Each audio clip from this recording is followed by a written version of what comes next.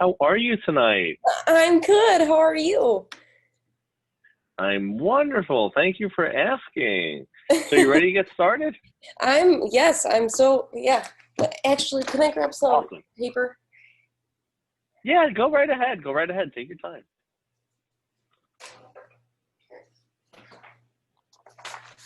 Alrighty. Thank you so much. Okay. No problem. Look, so what I like to do first is I like to get to know you, where you are in regards to your studies, what's going on, the good, the bad, the indifferent. Okay. I like to know all that kind of stuff. Also want to know what you want to get out of tonight. Like if you really need to go over freehold estates, whatever the case may be, I want to make sure that I touch on all those topics. Okay. Okay. So talk to me. Tell me a little bit about, like I said, what's going on, what your struggles are. Like I said, what you feel is going right. Also, how much you're studying, if you're getting any test anxiety, that kind of thing. Well, yes, I absolutely do get test anxiety. I think that's one of my biggest struggles. I kind of freeze up and I get nervous. And I already took the test once. And I mean, I was so nervous that I wasn't even able to take my Indiana State because I accidentally exited out. It Oh was, boy. yeah, it was to that point. But I also didn't feel as prepared as I do now. As far as studying goes, I've been studying. I took the test July 9th, and Tuesday I take it again. So between then, I've just been studying a little bit every day, but these past few days, I've just been studying for hours on end. Okay. That's not great. I know. Studying hours on end. I know. Listen. There's a couple things that you have to understand. There are two reasons people fail the test. There are two reasons. Two. The first one, they have no knowledge. The knowledge is not there. So let me ask you, how much did you fail by on your test? Obviously, you said you didn't take the state portion, Yeah. right? Yeah, I did. Yeah, unfortunately not. But I did not do very good. I needed a 60 to pass, but I got a 42. 42 correct answers. Okay. So, obviously skipping a large portion of it, that's, Yeah. just going to factor into it. But also, what you need to do is this. So there's two things. With that kind of score, I think there's a lot of anxiety at play, especially if you couldn't physically complete the test, right? Like that's Yeah. like How at embarrassing. that point, here's the problem. At that point, you're running into a situation where what you need to do is you need to really focus on mitigating your anxiety. So if you took all the time that you spent on studying for the test and you spent half of that going to YouTube and going, and saying, I'm going to, I'm going to look up how to mitigate my test anxieties, like how to make it so that, I don't have all the anxiety that I have right now. How do I do that? You would probably do yourself some good, because Yeah. there's a lot of things that you could do. So when I always tell my students that are taking the test fairly soon after our session, there's things that we can do today. There's things we can't. We cannot create a comprehensive study plan for you, Yeah. right? I know. what we're going to do though is work on some of the knowledge gaps that you might have, and also talk about, like I said, mitigating that anxiety and stress, because that's honestly probably lowest hanging fruit for you. That's Yeah. probably easy. I always tell students, if you could get through the stress and anxiety of it, that's typically 5 or 6 points. I mean, like easy.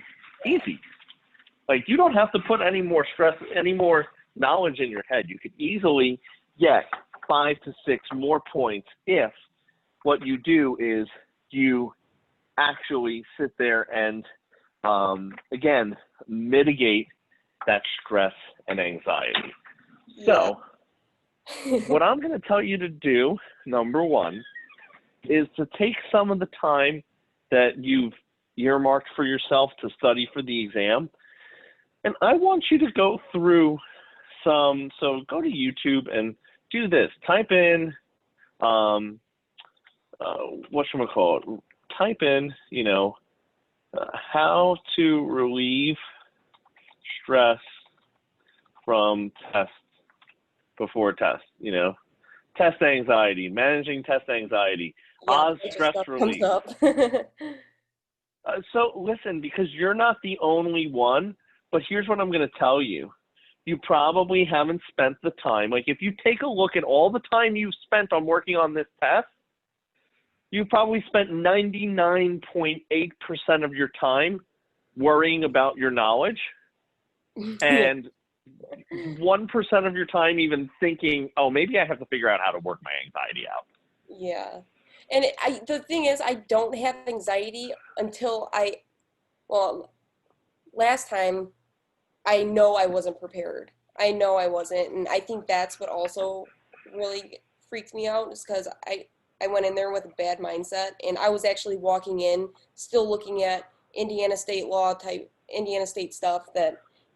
Yeah, that's something else I tell my students all the time. Listen to what I'm going to tell you. Listen, nothing good, nothing, zero, zilch, nada good comes from you sitting there and going, oh, let me go look at more flashcards. Yeah. Oh my God, I know. No, because here's what happens. Here's what happens. You look at a flashcard and you go, okay, what's that? And then you go, oh my God, I don't know that. And then you go, oh my God, I don't know that. So what else don't I know? Okay, so if I don't know that, oh my gosh, how am I going to pass this test? And that's just, you spiral. You spiral out of control. And that is, you're putting yourself behind the 8 ball. Basically, you're getting to a situation where you're not setting yourself up for success. You're not setting yourself up to pass the exam. Nothing, okay? Nothing. And listen, you need to set yourself up for success as best as possible. And that is a way to quickly not set yourself up for success. So what I tell my students before tests, listen to stand-up comedy, listen to music, whatever puts you in a great, fantastic, wonderful, amazing, super duper mood, do that, okay? Do that, okay? So that is my advice in regards to the test anxiety, okay? Thank you. I'm definitely going to look up that on YouTube. Yeah, and listen, like some things that I do, so I'll tell you some stupid things with me, because I before I did all of my stuff online, and I started doing this with like Prep Agent when COVID hit, and basically Joe had been in communication with me for years. He's like, when are you going to come work for me? When are you going to come work for me? And I was traveling across the country training and teaching agents. I was like, yeah, no, I'm traveling, I'm good. And then finally COVID hit, and I was like, hey, I think I need to sit at home and not go anywhere. And so what happened was this: I would give public speeches, and I would train, and I would do keynote speeches for rooms. I think the largest audience I've ever been in front of was 4,000 people. Holy cow. So, yeah. And here's the thing. I love. I don't know how you do that. Yes. Yeah. Like my wife says to me, she goes, how do you even, and I said to her, I said, I get really excited.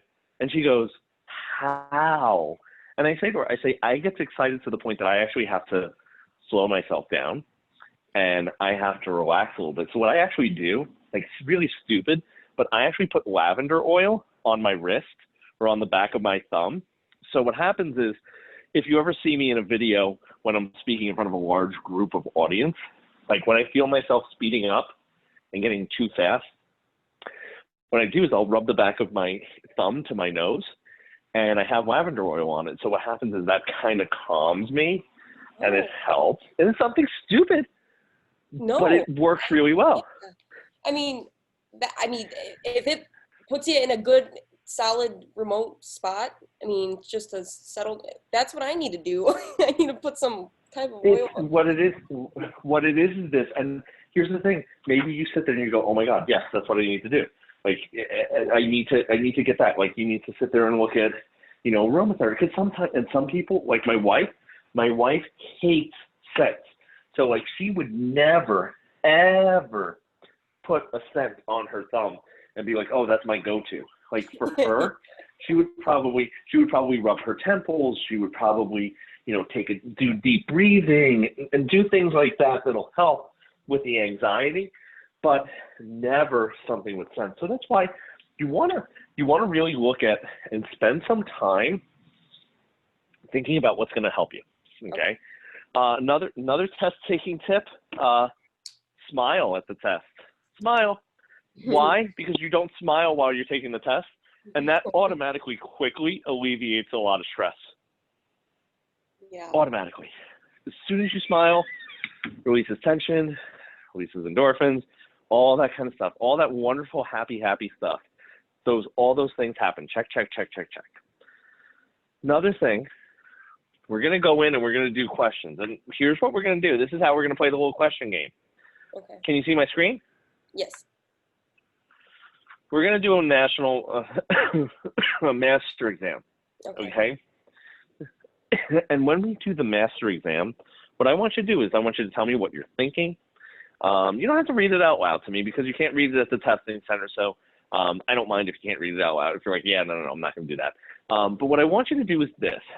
I want you to do the question as if you were, as if you were Sitting at the testing center, and tell me what you're thinking and tell me what your thoughts are so that I could help you make sense out of the question.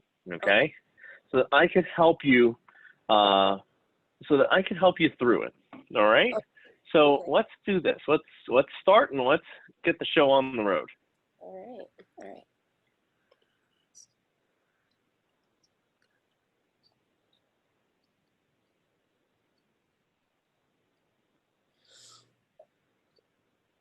Advanced fee contract.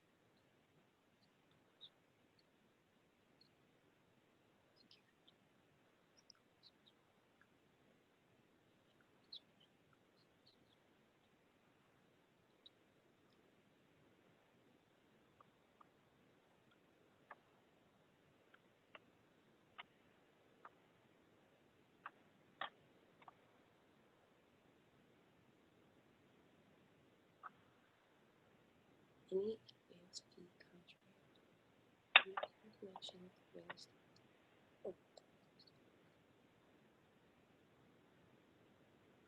B. Think B as in boy. Yeah. See. Nuts. So let's look at this. Okay, you ready? So what we're talking about is this. So any advance fee contract used in connection with the real estate or business opportunity listing must include all the following except. Except. See, I. Oh my God. Listen to me. You ready? Yeah.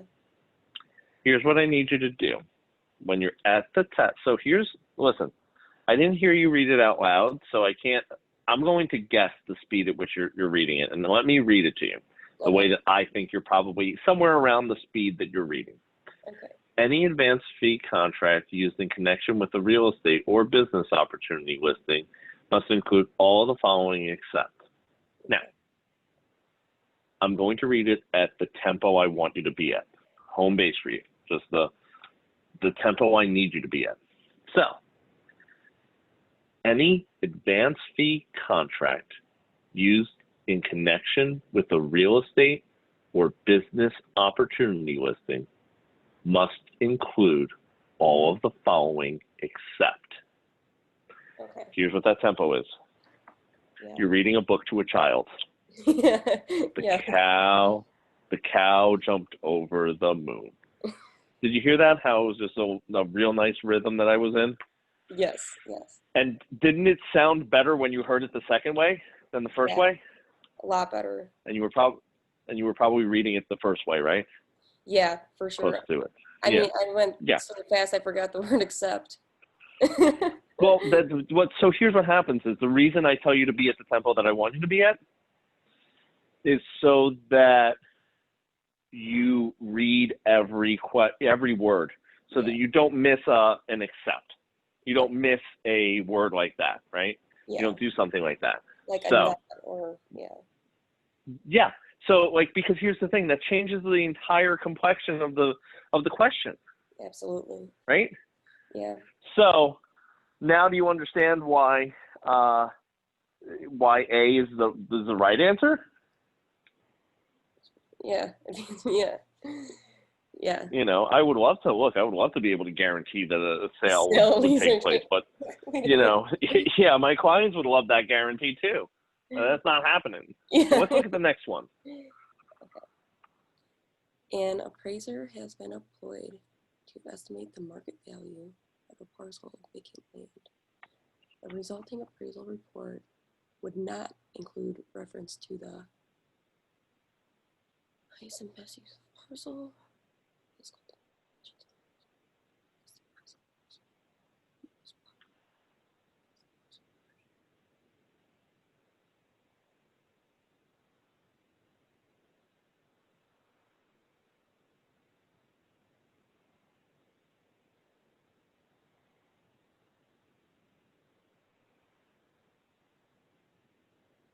C. Okay, C. Oh, geez. An appraiser has been employed to estimate the market value of a vacant land. So let me tell you this. Let me ask you, what is the difference between market value and market price? Market value is what the estimate value would, what the house is comparable to. I mean, So the market value is what the house is comparable to? No, I said that wrong. Okay, so the market value is an estimate of what your house could be put on the market for, and the market price is what it's listed for. Market price is what it sells for. Yeah. That's it. So okay. you have it right. Okay. You have it right. Perfect. That's very good. Next one. When a situation is such that damages would not provide an adequate remedy, in the case of a breach contract, a suit for a specific performance could be successfully brought by all of the following except when a situation is such that damages would not provide an adequate remedy, in the case of a breach of contract, a suit for a specific performance could be successfully brought by all of the following except the seller of a condominium.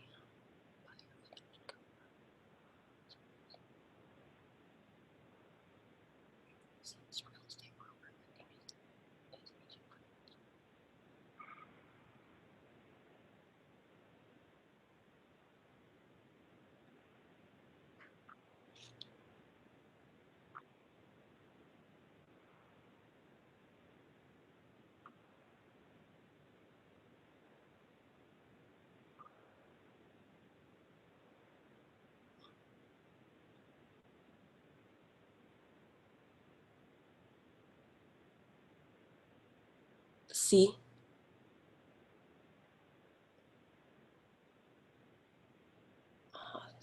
Okay. So let's look at this. Let's look at this. Don't beat yourself up. No. Okay. When a situation is such that damages would not provide an adequate remedy. So when a situation is such that damages would not provide an adequate remedy, in the case of breach of contract, a suit for specific performance could be successfully brought by all of the following except. So what is a suit for specific performance? Tell me what that is. Suit for that is when someone doesn't fulfill their part of the contract, so you can sue someone to finish it. Perform. Yeah, you could sue someone to perform.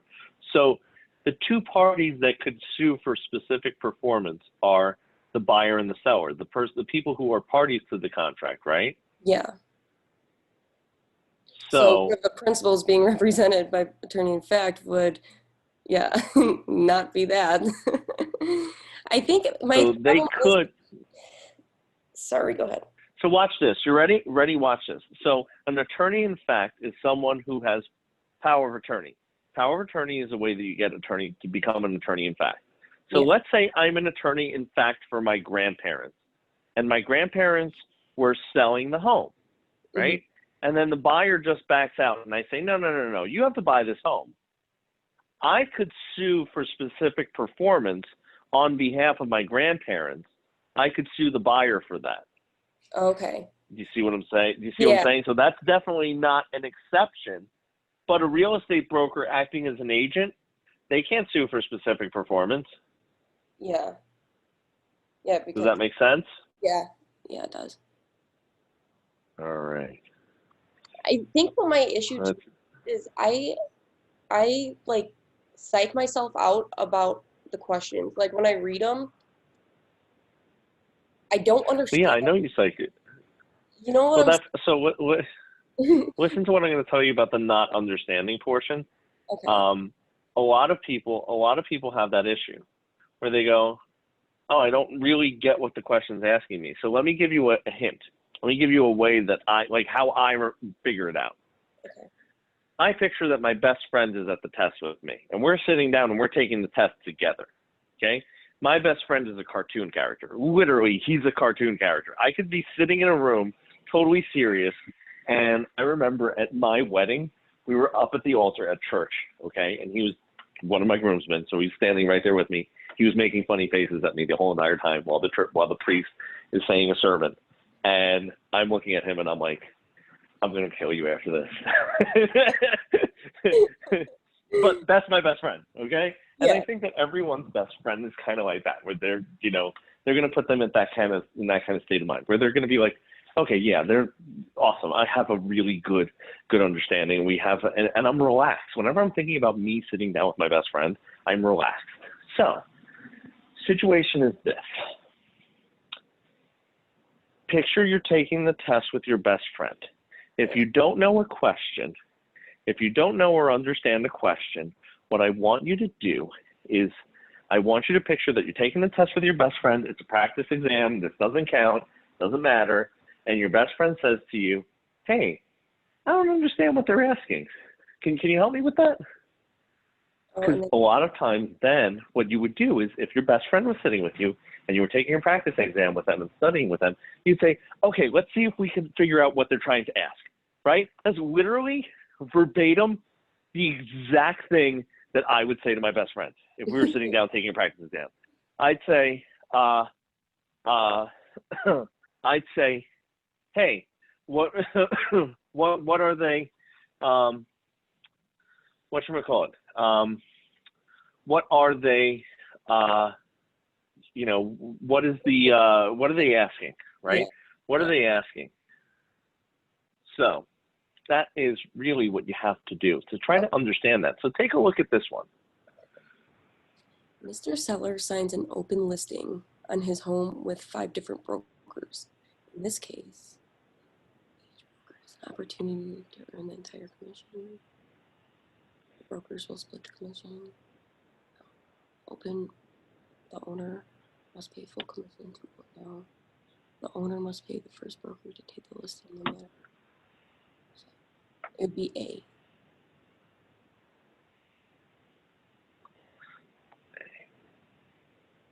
Yes. So each broker has an opportunity to earn the entire commission. Makes sense, right? Yeah. So let me ask you, what is an exclusive agency listing? One brokerage. So you hire one broker to do it. There's 2 types. One broker, right? So let's see. Let's take a look and see. Okay. So that is definitely one brokerage. So exclusive agency is one brokerage. However, why don't you tell me, it is one brokerage. However, tell me a little bit more about that. Is it just one brokerage, or do we need to know more about an exclusive agency listing? with the exclusive agency listing, it's one brokerage, but the seller can sell it on their own without having to pay the person or the broker. Yeah. So listen to what I'm going to tell you. You have a lot of great knowledge. You have a great foundational knowledge base, right? Like you really do. Like you're very strong with that. You need to wrangle in your anxiety. I know it gets the best of me, but honestly, I'll tell you what. I watch you guys. I'm prep agent all the time, and I saw your tutoring session with one of your students, and I watched the whole entire thing. I was like, I need to talk to this guy. So. Yeah, because I'll tell you this. A lot of times, people look at the sessions and they're like, hey, and I do a lot of the same stuff. I talk about a lot of the same things because guess what? People need to hear. They need to hear. They need to hear. Hey, this is what it is. This is what the story is. And yeah, and what happens is this. It will help you get to a point where the tutoring, all this stuff is just tools in the tool bag. But one thing you have to do is you have to identify that the anxiety is one of the largest hurdles for you. Understanding the question, what it's asking, is another huge hurdle for you. Slowing down the question is another huge hurdle for you. You need to work on those things. If you do not, you will not have success. You will not have success. Yeah. Period. End of story. Hard stop. Done. You will not have success in regards to the test if you do not capitalize on and make sure that you are working on those things, right? Because those are your issues right now. Those are your issues. Those are your issues. That's in my opinion. Because I don't think that any question that you had here that you got wrong, that you got it wrong because you didn't know it. Yeah. That's the whole thing. Yeah, it's seriously, I mean, okay, go. Let's look at this one. Okay, all right. An appraiser uses the gross rent multiplier. Using the gross rent multiplier, or consider which of the following.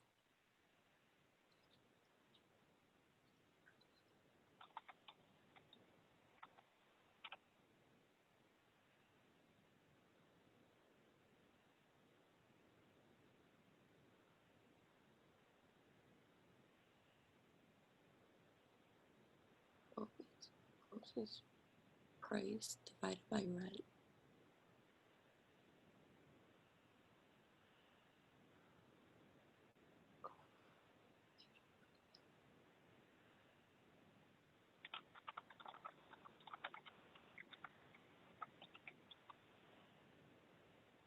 A.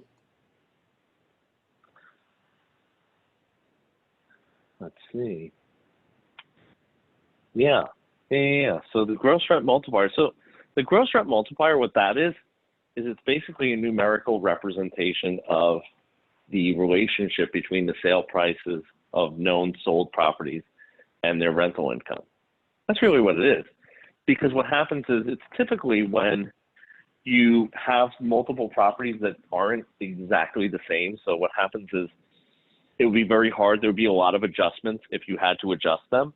So what people do is they go, okay, let us, what we're going to do is this. We're going to, put a, we're going to find out what the gross rent multiplier would be, and then use that to come up with a value for the property. And they use that in the income approach.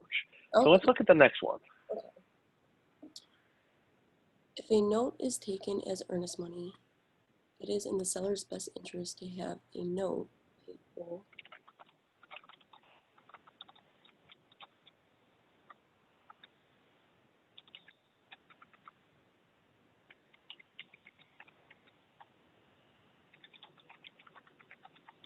B. You say B? So what is a note? What's a promissory note? Let's talk about this. Okay. It's a a note saying that you have debt and you're going to pay it, or right? Okay. So yes. Okay, so you know exactly what a note is. Yeah. Listen to what I'm going to ask you. Okay. Why do you say that it's in the seller's best interest to have it paid at closing? Oh, I don't know. Here's the thing. You're picking that as the answer. Well, So what I'm saying to you is, you know what the question, what the definition is. So explain to me why that's in their best interest. it's not. And if a note is taken as earnest money, for some reason, when I see sellers and buyers, like sometimes I know what the two differences are. One's a seller, one's a buyer, but they get confused in my head as I'm reading the question. So it is in the seller's best interest to have a note payable probably on the first banking day after the buyer takes on the seller's acceptance. See, what happens is, now I'm making you think about it, because what happens is, you see how it's, so here's what I'm going to tell you. I'm going to make a very simple observation. Okay. It is very easy to pick an answer when you have to defend that answer as to why it is what it is. Do you see how that makes you think a little bit more? Yeah. Because you need to slow it down. And remember, I'm saying it all the time. You have to slow it down. So here's the thing. You know what a promissory note is. You've shoved that information into your head. You've done all that hard work. And now what I'm asking you is, come up with, why is your answer? Why is the answer that you were ready to have me click? Why is that the best answer?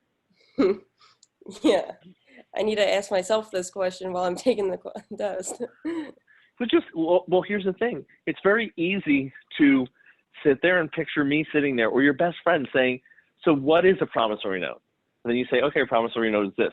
Okay, so why is that? And picture them asking you, so why did you pick that answer? I don't know. And then go through this thought process, because here's the thing. I'm not, little hints right here, I'm not giving you any knowledge right now. There's no knowledge. But here's the thing, I'm not. Yeah.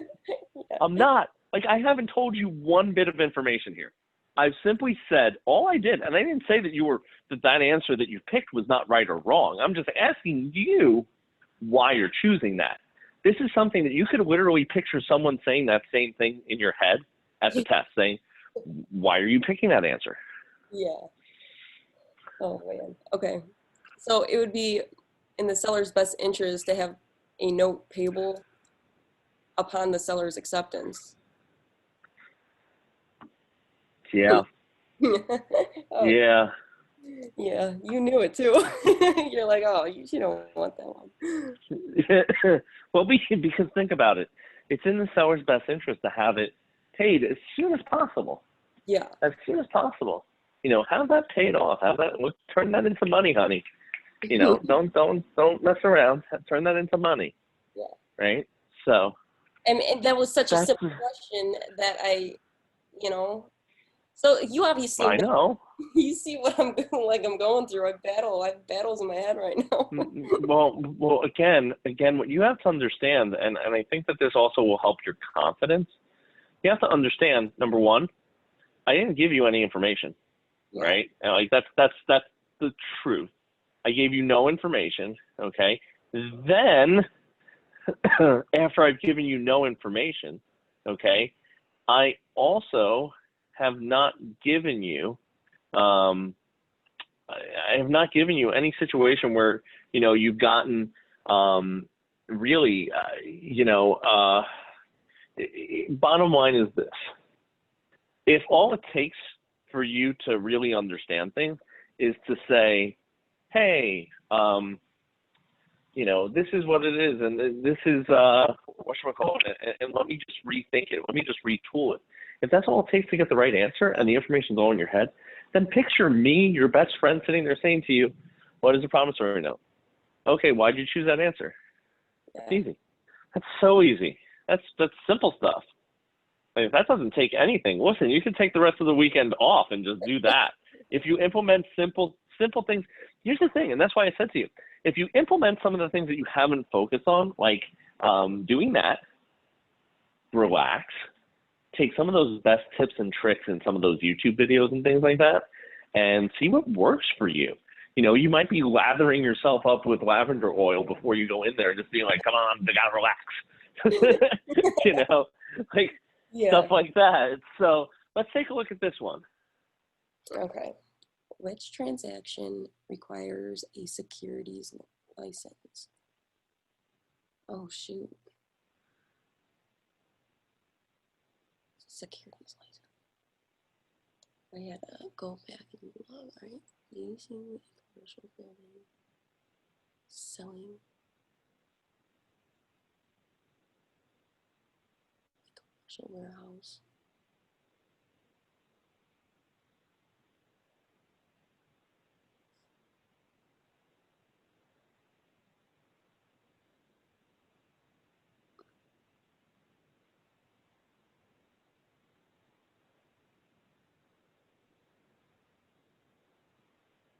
I'm going to be honest, I don't know what a securities license is, but if I had a guess, I would say selling shares in Fannie Mae. Yeah, well, great freaking guess. Let's talk about what securities are, okay? Securities and securities exchanges and things like that. Securities is stocks, bonds, shares, okay? So whenever I say, hey, I have a securities license, okay, that means that you have a stockbroker's license, that you could sell stocks, shares, bonds, things like that, okay? That's a securities or an exchange license. So that was, listen, good guess, but that's the right answer, so good. All right. A tenant's lease has expired, but the tenant has not vacated the premises or negotiated a renewal lease. The landlord has not given the tenant permission to remain in the building. This situation is an example of tenancy at sufferance. Tenancy at sufferance. Yeah, absolutely. Tenancy at sufferance. Absolutely fantastic. So let's look at the next one. Ooh, which of the following is not an example of police power?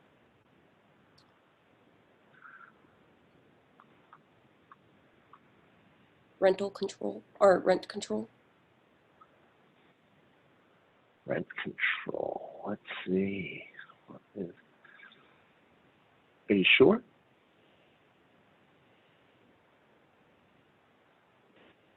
No. Are you sure on that one?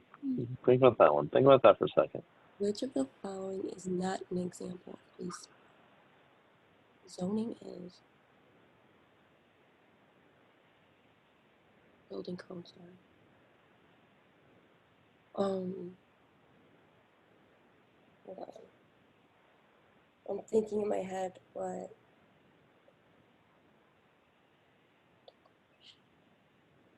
Declaration of restrictions.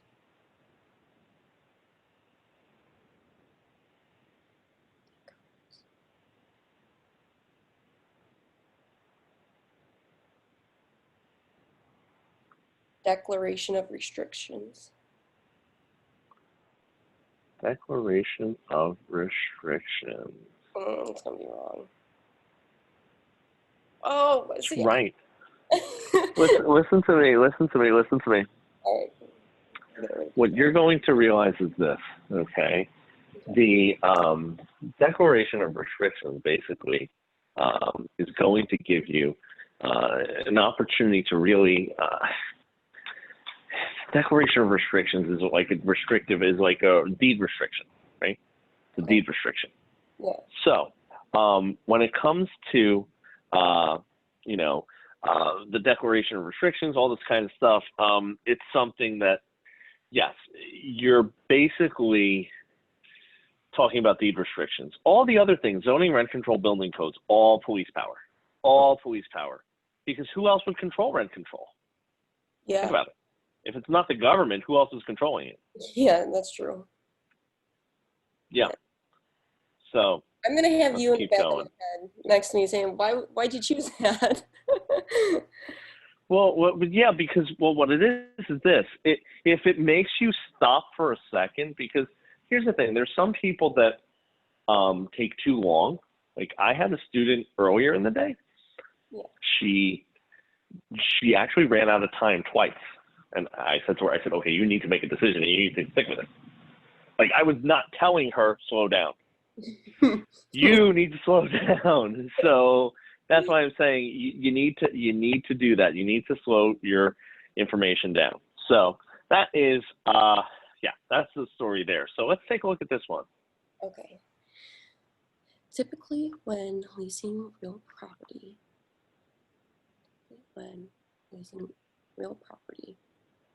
a commission of a leasing agent is based on the percentage of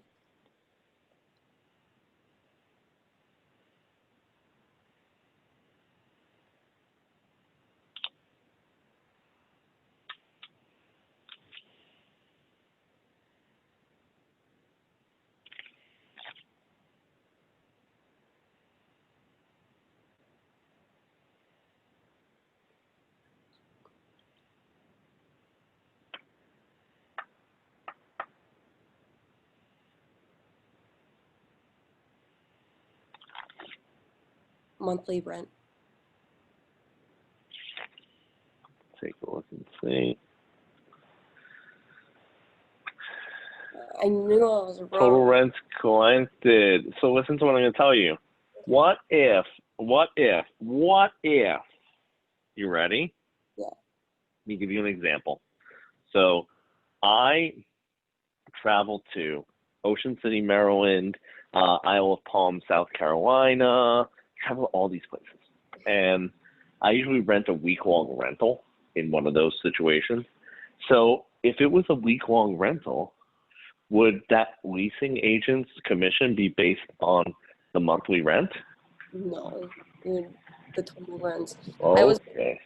I was between those two, but I don't. Usually, it's based on the total. Any commission is based on the total. So I don't know why I do that. I know the information. Because here's the because okay, let's call a spade a spade. Because most rents, okay, are going to be that of, have some sort of monthly component, right? Yeah. Most rents, like 85% of them are going to have a monthly component, okay? So what happens is you're thinking very logically, hey, it's going to be based off the monthly rent, right? But then what happens is I just threw out a scenario that's very okay, here's the thing. Because of where you are, you basically probably are not thinking that. If you lived in a vacation town, like if you lived in a vacation rental town, you'd be thinking like, oh yeah, sometimes it could be a weekly rental. Like you would definitely think that. Like if you were in Ocean City, Maryland, like I said, South Carolina, portions of South Carolina, Myrtle Beach, you'd be like, oh yeah, not every rental is monthly, but like because of where you are, you're like, hey, monthly rents are what's the common thing. So yeah, that's what I'm thinking of. But the better, more encompassing term is that it's the total rents collected for the term of the lease. Yeah. So that's the answer right there. So it makes next sense. one. Yeah, of course it makes sense. It makes perfect sense. Yeah. The income capitalization approach to value will be most important in the appraisal of the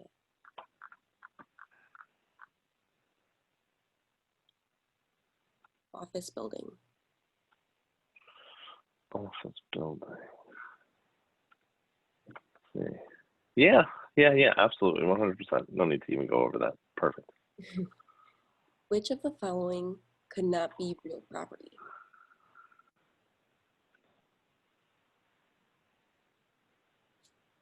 Could not be real property.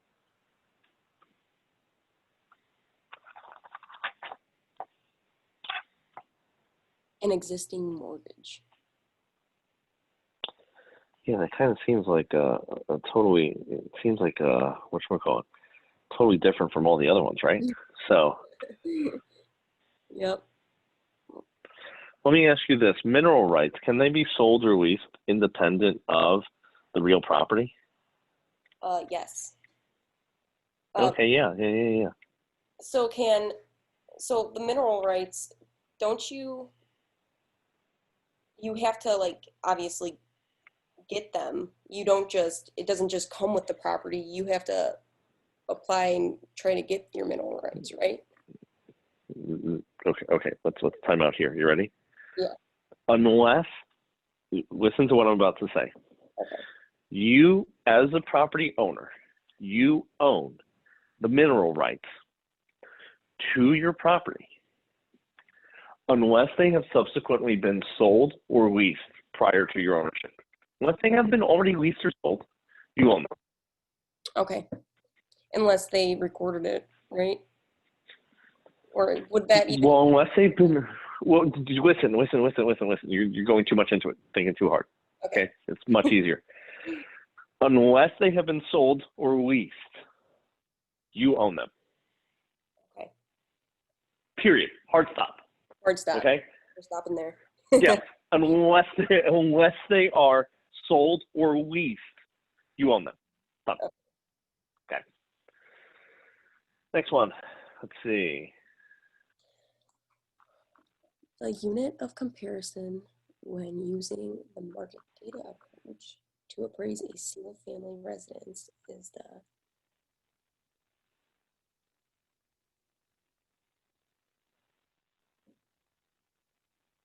unit of comparison.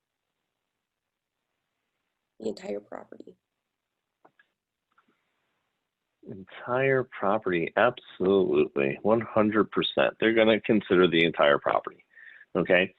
In the cost approach, what they do is they take the building, right, and they find out the reproduction or replacement cost, and then they add in value of the land.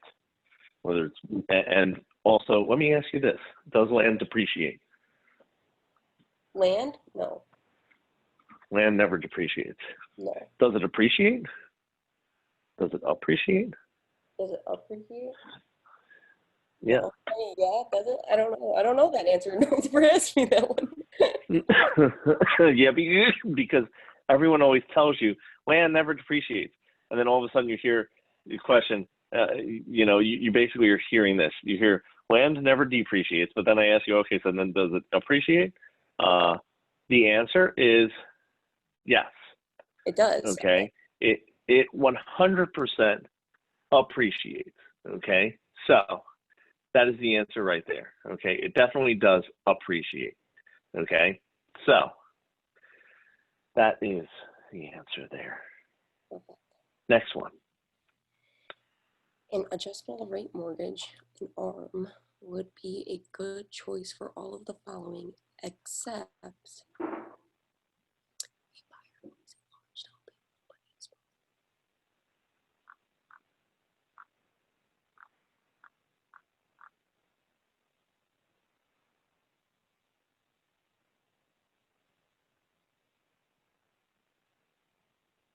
a buyer who plans to live in the property under 6 years. Okay, let's see. Anyone on fixed income. So listen to this. Listen to this. If you are on a fixed income, okay, whatchamacallit,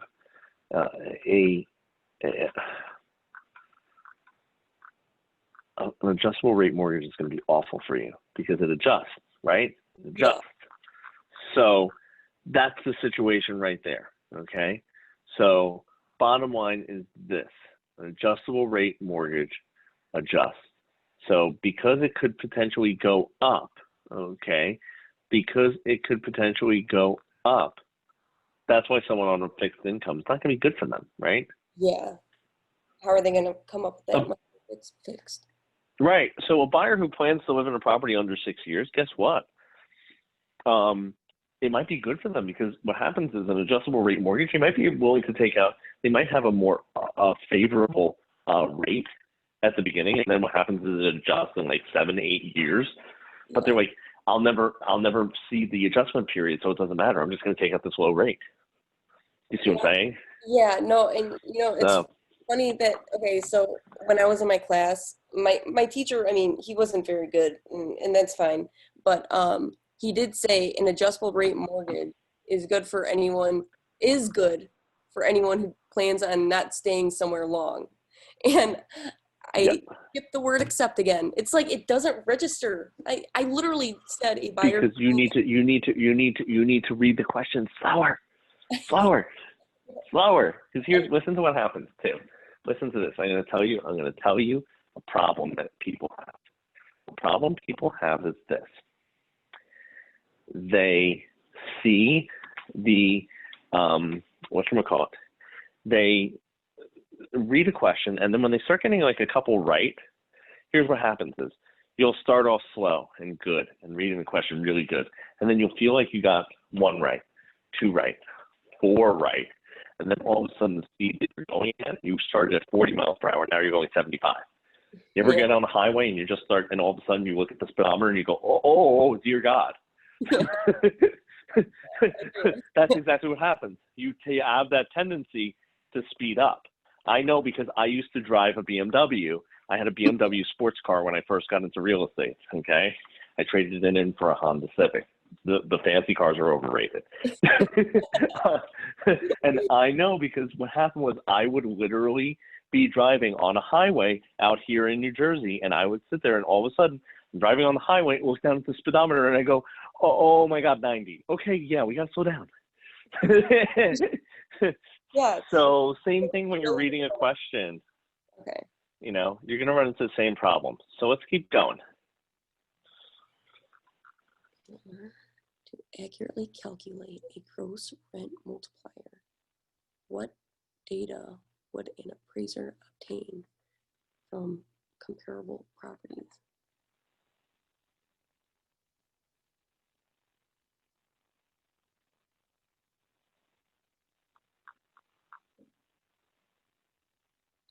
C, annual rent and selling price. Okay. Yeah, we said that's what gross rent multiplier is. It's the relationship between the sale price and that annual rent. Yeah. If an appraiser is estimating the value of a property using the cost approach, which of these describes what the appraiser should do?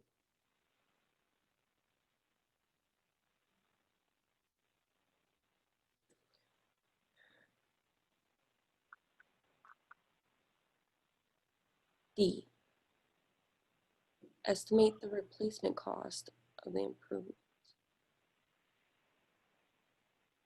Yeah, 100%. Okay, 100%. So, see how, and slow it down. Just keep it nice and slow. Yeah, okay.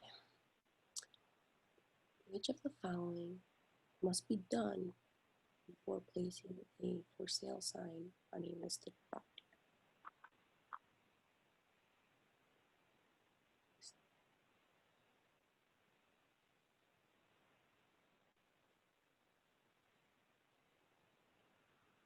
B, obtain the property owner's consent. Obtain the property owner's consent. But Yeah. get the neighbor's permission. So, which it threw me off, so I was like, I know it can't be the last two. Listen. You have to get the property owner's consent. And what's funny too is actually, I'll tell you another thing. Like, I'll give you a little hint with the for sale signs. If you're going to do like the big signs, like the post signs, have someone install them for you, and make sure and give what I usually do is I put, this is a little tip and trick of the trade. Okay, put flags in the trunk of your car.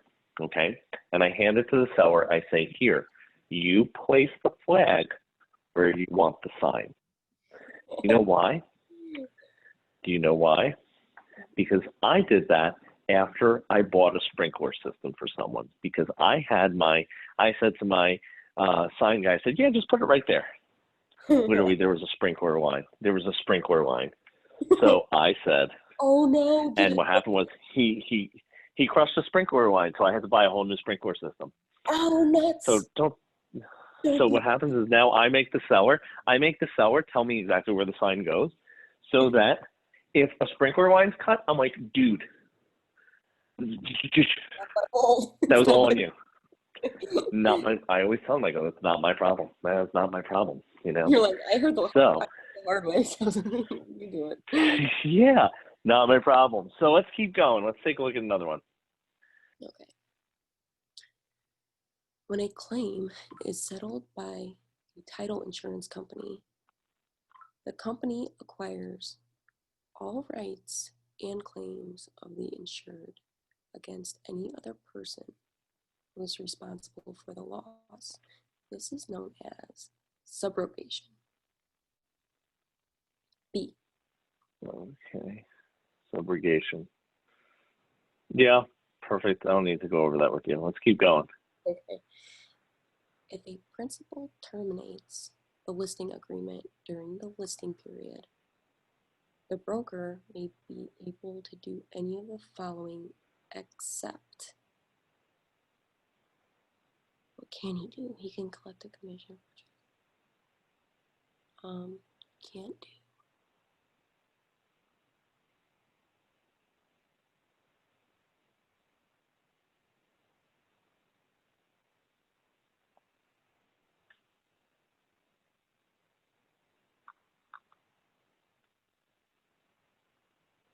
What do you think on this one?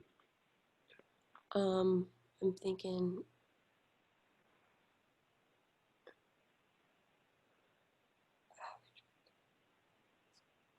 expenses. No, you could do that. Continue to cooperate with any subsequent listing broker. Probably encourage the termination of the contract and process. You don't want to encourage the termination. It's collect a commission. Well, no. What do you think?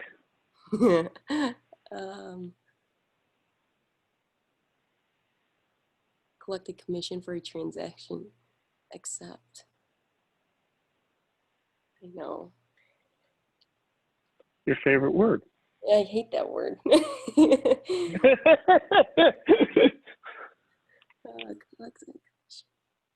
So, okay, the principal terminates the listing agreement. During the listing period, the broker may be able to do any of the following except collect a commission. Collect a commission. I know. Encourage the termination of any. Do you understand why? You understand why? Yes, I do. You never want to encourage the termination of any contract in process. I got to be more confident. Let me ask you this. Listen, this is what I'm going to tell you.